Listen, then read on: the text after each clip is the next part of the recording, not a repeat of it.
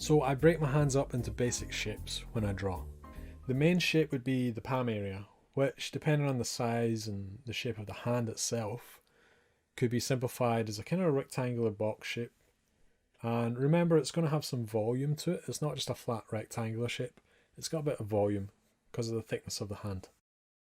Same with the fingers. Once I've established that, and that kind of establishes the direction of the hand in space, right? But once I've established that rectangular kind of box shape, this would be followed by the mass of the fingers. And I don't draw the fingers individually at first. I try and block them, group them together. And remember, not all fingers are the same length either. So I tend to create an arc for the finger alignment, with the tallest finger being usually the middle finger. And this emulates an average human hand. It's also quite pleasing design-wise, I think. I don't really like having my characters with fingers all the same length. It can work, it depends on the style again, or the character. It can work.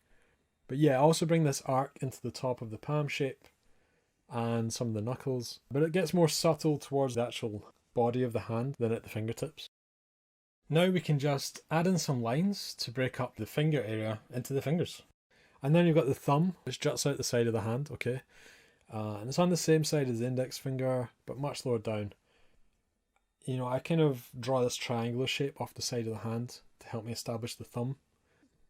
Again, understanding anatomy is really going to help when drawing the different fingers here. So definitely do some research into it.